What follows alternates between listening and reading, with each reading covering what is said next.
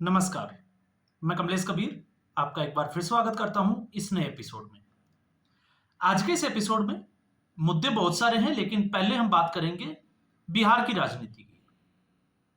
उसके बाद अगले वीडियो में हम हो सकता है जो पंजाब में किसानों का धरना चल रहा है, उसको उठा दिया गया है, उसके ऊपर भी चर्चा करें। लेकिन इस वीडियो में हम बिहार की राजनीति के बारे में ही बात करेंगे और बात करेंगे हम कांग्रेस पार्टी की। आज से 10-12 दिन पहले मैंने एक वीडियो बनाया था, जब आपको याद होगा कृष्णा अल्लावरू, उनको कांग्रेस पार्टी ने प्रभारी बनाया था और कृष्णा अल्लावरू बिहार के दौरे पे थे। और उस वक्त मैंने एक संभावना जताई थी कि आखिर कांग्रेस पार्टी में क्या होगा, जबकि पूरा दरबारी मीडिया जो है वो राहुल गांधी की सर्जरीज को करार दे रहा था। तो हम एक बार जो है वो उसी तरीके से इसका आकलन करके देखेंगे। और फाइनली हमने जो उस दिन आकलन किया था, वो आकलन हमारा बिल्कुल सटीक था, नजदीक था। कल अखिलेश प्रसाद सिंह की छुट्टी कर दी गई और कांग्रेस पार्टी को नया अध्यक्ष बना दिया। नया अध्यक्ष मिला है राजेश कुमार, नहीं बोलूंगा मैं, राजेश राम के नाम से, क्योंकि उनके पिताजी दिलकेश्वर राम वो भी पहले जो है वो 80 के दशक में कांग्रेस पार्टी के अध्यक्ष रह चुके हैं। तो इस बार दलित कार्ड खेलने की पूरा भरपूर जो है वो कांग्रेस पार्टी ने प्रयास किया है। और साथ में उनके जोड़ीदार हैं कन्हैया कुमार, जो इस वक्त जो है वो पैदल यात्रा, प्लान रोको और नौकरी के लिए जो पैदल यात्रा निकाल रहे हैं वो कर रहे हैं, और साथ में पप्पू यादव। अब ऐसी स्थिति में कि राजेश राम ही क्यों, तो राजेश राम पहले हम समझ लें, क्योंकि ये पूरा परिवार जो है वो राजेश राम का दिलकेश्वर राम से वो कांग्रेस पार्टी से जुड़ा हुआ है। जब 2008 में बिहार का जब परिसीमन हुआ था, तब एक नई सीट जो है वो वर्चस्व में आई थी, कुटुंबा सीट, औरंगाबाद जिले की। उस सीट से ये विधायक आते हैं। 2015 में भी चुनाव जीता और उसके बाद 2020 में भी। और 2015 में जो चुनाव जीता था वो जीतन राम मांझी के जो बेटे थे संतोष कुमार के खिलाफ चुनाव जीता था। तो इसलिए अब इससे आप जो है वो कांग्रेस पार्टी का, अगर आप राजनीति की दृष्टि से देखते हो तो इससे साफ तौर से समझ में आएगा कि इससे जो है वो कांग्रेस पार्टी की नजर है चिराग पासवान और जीतन राम मांझी के वोट बैंक से। तो फिर सवाल खड़ा यह होता है कि राजेश कुमार ही क्यों? पप्पू यादव को भी तो बनाया जा सकता था। तो यहां पर अगर समझने वाली बात, अगर पप्पू यादव की हम बात करें, तो पप्पू यादव को अगर अध्यक्ष बनाया जाता है तो फिर सीधे तौर से आरजेडी के साथ टकराव देखने को मिलेगा, क्योंकि यादव से यादव का क्लेश होगा। और आपने यह भी देखा है कि कांग्रेस, भले ही पप्पू यादव कांग्रेस पार्टी में हो, लेकिन अभी भी वो निर्दलीय है। और कारण ये भी जो है वो इसमें सामने आ रहा है, वो लगभग जो है वो चर्चा का विषय बना हुआ है। चर्चा का विषय ये बना हुआ है कि अखिलेश प्रसाद सिंह जो है वो पूर्णिया से, आपको पता होगा, पप्पू यादव को सीट नहीं दी थी, इसलिए पप्पू यादव ने निर्दलीय चुनाव लड़ा और वो जीते। तो अब सवाल फिर वहीं आके अटक जाता है कि आखिर क्या कांग्रेस पार्टी की यही प्लानिंग थी? और अगर कांग्रेस पार्टी की ये प्लानिंग थी तो ये कितनी कामयाब होगी? क्योंकि कांग्रेस पार्टी जानी जाती है अपने पैरों पर कुल्हाड़ी मारने के लिए। अब कैसे? क्योंकि ये जो खबर है, हम इसका एक बार आकलन करके देखते हैं। तो मैंने आपको उस वीडियो में बताया था कि कन्हैया कुमार, जिसकी प्रशंसा जो है वो भूरी भूरी तरीके से जयराम रमेश पहले ही कर चुके हैं। अब आपको समझना होगा इस कनेक्शन को कि जयराम रमेश जो लेफ्टिस्ट विचारधारा से आते हैं, वामपंथी विचारधारा से, और जेएनयू में कन्हैया कुमार टुकड़े टुकड़े गैंग का हिस्सा रहे हैं, और कन्हैया कुमार की जो मानसिकता है वो भी लेफ्ट की है। और कन्हैया कुमार ने कांग्रेस पार्टी ज्वाइन करने से पहले, आपको पता होगा, बिहार में लेफ्ट पार्टी का ही हाथ थामा था। यह अलग बात है, चुनाव में बुरी तरह हार गए थे। तो इसके बाद में बेगूसराय में चुनाव लड़ा कांग्रेस पार्टी की तरफ से, आपको पता होगा, गिरिराज सिंह के सामने लोकसभा का, कन्हैया कुमार को हार मिली। और फिर उसके बाद में दिल्ली में चुनाव लड़के देखा मनोज तिवारी के सामने। तो कन्हैया कुमार को पुराने नेता जो है वो पचा ही नहीं पा रहे, ये जो है वो तय माना जा सकता है। अब ऐसी स्थिति में कन्हैया कुमार को भेज दिया, जयराम रमेश ने प्रशंसा कर दी, और बिहार से कनेक्शन जो है वो आपको पता ही है, क्योंकि कन्हैया कुमार वहीं से आते हैं और भूमिहार वर्ग से आते हैं। तो भूमिहारों को जो है वो अपनी तरफ लाने के लिए हम कह सकते हैं कि कन्हैया कुमार जो है वो कांग्रेस पार्टी के लिए एक कार्ड की तरह।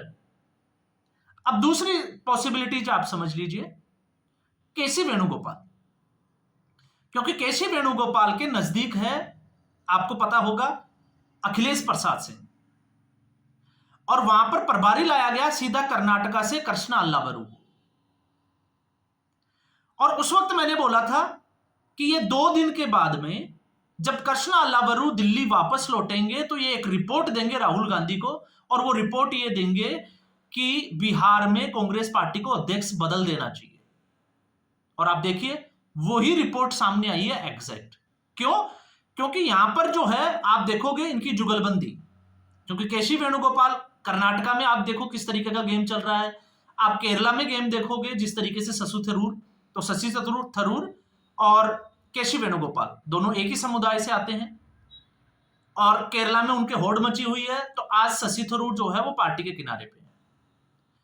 कर्नाटका में जो सिचुएशन बनी हुई है उस सिचुएशन में डीके शिव कुमार और आपने देखा रणदीप सुरजेवाला, इसके अलावा जो है वो केसी वेणुगोपाल की भूमिका, और कृष्णा अल्लावरू वहीं से आए हैं, तो वहां पर जो है वो किस तरीके का गेम चल रहा है। तो रणदीप सुरजेवाला और डीके शिव कुमार और सिद्धारमैया के नजदीक जो है वो है केसी वेणुगोपाल। तो अब सवाल यही खड़ा हो जाता है कि क्या कांग्रेस पार्टी इतनी हिम्मत कर पाएगी, क्योंकि दरबारी मीडिया आप देखोगे, आप वीडियो उठा के देखिए तो आपको जो है वो आप किसी कंक्लूजन पे जरूर पहुंच जाओगे। वो कहते हैं कि कांग्रेस पार्टी में केसी वेणुगोपाल सबसे बड़ा स्लीपर सेल है। अब आप एक तरफ केसी वेणुगोपाल के नजदीकी व्यक्ति अखिलेश प्रसाद सिंह को ठिकाने लगाने के लिए बैठे हुए हो, आपने उसको साइड कर दिया, तो फिर सवाल यह खड़ा होता है कि केसी वेणुगोपाल के ऊपर एक्शन क्यों नहीं। और जब एक्शन लेने की बारी आती है, आप देखिए, क्योंकि कांग्रेस पार्टी बदलाव कर रही है, लेकिन उसका बदलाव करने का जो पैटर्न है वो जरूर थोड़ा सा संशय पैदा करते हैं। और संशय पैदा क्यों कर रहा है? क्योंकि बिहार में जब चुनाव आपके बिल्कुल नजदीक आ गए, अगले 5 महीने में जो है वो चुनाव होने वाले हैं, अक्टूबर नवंबर के आसपास जो है वो चुनाव हो जाएंगे। तो अभी हम बात कर रहे हैं मार्च की, और मार्च जो है वो ऑलमोस्ट जा चुका है। तो अब महीने बचते हैं अप्रैल, मई, जून, जुलाई, अगस्त और सितंबर, 5-6 महीने का समय। तो क्या इस 5 से 6 महीने के अंदर क्या कांग्रेस पार्टी, क्योंकि अखिलेश प्रसाद सिंह ने अगर कांग्रेस पार्टी को समय दिया है, तो एक चीज हमें नहीं भूलनी चाहिए, मैं पहले भी बात कर रहा था कि अखिलेश प्रसाद सिंह जो है वो रिसोर्सफुल पर्सन है। इससे पहले कांग्रेस पार्टी का नेता अगर किसी होटल में जाके अगर रुकने के लिए अखिलेश प्रसाद सिंह का नाम भी ले लेता था तो उसको जो है वो कोई प्रॉब्लम नहीं होती थी। ये अखिलेश प्रसाद सिंह की क्रेडिबिलिटी थी, इसलिए मैंने कहा है पैसे वाले व्यक्ति थे, रिसोर्सफुल थे। कांग्रेस पार्टी के पास फंड की कमी है, यह जगजाहिर है। तो ऐसी स्थिति में अखिलेश प्रसाद सिंह को साइड करना क्या कांग्रेस पार्टी के लिए इस समय उपयोगी कदम होगा? और अगर नहीं होगा तो क्यों नहीं होगा? एक बेस्ट एग्जांपल देखिए आप। कांग्रेस पार्टी को अच्छे से पता था कि पंजाब के अंदर कैप्टन अमरिंदर सिंह के खिलाफ एंटी इनकम्बेंसी जो है वो जोरों पर है। कैप्टन अमरिंदर सिंह के खिलाफ जो है वो धरने प्रदर्शन चल रहे थे। ऐसे समय में, अंत समय में जो कांग्रेस पार्टी ने डिसीजन लिया, कांग्रेस पार्टी को लगा कि ये सही डिसीजन है, बोल्ड डिसीजन है, लेकिन कांग्रेस पार्टी को खामियाजा भुगतना पड़ा पंजाब में। क्यों? उस वक्त भी हमने बात की थी, तब मैंने बताया था कि अगर कैप्टन अमरिंदर सिंह को बदलना था तो उसको 1 से 1.5 साल पहले बदलना चाहिए था। कम से कम नए मुख्यमंत्री को 1 से 1.5 साल का समय मिलना चाहिए, ताकि वो साबित कर सके, अपने आप को बता सके कि हमने जो है वो बदलाव क्यों जरूरी है और हमने बदलाव क्यों किया है। अंत समय में जो है वो पैरों पे कुल्हाड़ी मारी, और कुछ लोग जो है वो कैप्टन अमरिंदर सिंह के साथ छूटकर चले गए, और फिर उसके बाद कांग्रेस पार्टी का क्या हुआ आपने देखा। अब यहां पे भी स्थिति यही बनती है कि बिहार में अब तक जो संगठन की जो कमांड थी, क्योंकि कोई भी व्यक्ति अगर अध्यक्ष है और इतने समय तक अगर अध्यक्ष है तो उसके कितने लोग जो है वो वहां पर होंगे। आप देखिए, जब भी कोई डिस्ट्रिक्ट लेवल पे, जिला स्तर के ऊपर भी कोई अगर एक डीएम वगैरह की कोई पोस्टिंग होती है या किसी और की होती है, तो वो पहले अपने जो करीबी लोग होते हैं उनको देखता है, उनको अपने साथ लेता है, और फिर उसके बाद में 2 साल 3 साल बाद में उनको एक एक चीज से पता होता है कि क्या करना है और क्या नहीं करना है। तो बिहार में ऐसी स्थिति जो है वो अखिलेश प्रसाद सिंह की भी तो होगी। तो अब अखिलेश प्रसाद सिंह को बदलने से, क्योंकि वो स्वर्ण जाति से आते हैं, उच्च जाति से आते हैं, अब भले ही हम कहें कि दलित वोटर और उच्च जाति, अब यहां पर आप देखिए कि अखिलेश प्रसाद सिंह का जो संगठन है, क्या कांग्रेस पार्टी उसको बदलने की जहमत उठा पाएगी? और अगर जहमत उठा पाती है तो क्या 6 महीने के अंदर दूसरा नया संगठन खड़ा कर पाएगी? इस पे भी क्वेश्चन मार्क रहेगा। दूसरा, जिस तरीके से कांग्रेस पार्टी गठबंधन में है, क्योंकि यह सीधे तौर से मैसेज देने की कोशिश है, मैंने पहले भी कहा था कि कांग्रेस पार्टी महागठबंधन नहीं तोड़ेगी, वो महागठबंधन में रहकर ही चुनाव लड़ेगी। लेकिन ऐसा करने से बार्गेनिंग में थोड़ी आसानी हो जाएगी, क्योंकि कांग्रेस पार्टी भले ही उसको 70 सीटें मिले, लेकिन वो सीटें चाहिए होगी जिसमें वो जीत हासिल कर सके। वो सीटें नहीं जैसा कि पिछली बार 70 में से लगभग 40-45 सीटें तो ऐसी थी जो कांग्रेस पार्टी के हिस्से में थी, जहां पर 25-30 साल से महागठबंधन जीता ही नहीं। इसलिए वो जो 25 सीट बची थी उसमें से कांग्रेस पार्टी ने 19 सीट जीत ली। तो कांग्रेस पार्टी ने अपना ग्राफ बढ़ाने के लिए आरजेडी के ऊपर जो है वो दबाव डालने की पूरी कोशिश की है, ताकि उनको वो 70 सीटें मिल जाएं जिसमें उनकी सीटों का आंकड़ा बढ़ सके। तो वो बार्गेनिंग करने का एक तरीका है। अगर गठबंधन तोड़ना ही होता तो आप सोच के देखिए, पप्पू यादव को कमान क्यों नहीं दी गई? क्योंकि उधर तेजस्वी यादव, लालू प्रसाद यादव, तो लालू प्रसाद यादव से कांग्रेस पार्टी भले ही कितना भी कह ले, लेकिन अभी भी टकरा नहीं सकती। तो ऐसी स्थिति में अब अखिलेश प्रसाद सिंह के बेटे का ट्वीट जो है वो सामने आ चुका है। तो अब सोचने वाली बात तो ये आ जाती है कि क्या अखिलेश प्रसाद सिंह कहीं ऐसा ना हो जिस तरीके से हरियाणा में हुआ था कि जो बागी लोग थे उनको कांग्रेस पार्टी ने मनाया ही नहीं और उसका नुकसान कांग्रेस पार्टी को उठाना पड़ा कुछ परसेंटेज वोटों की वजह से।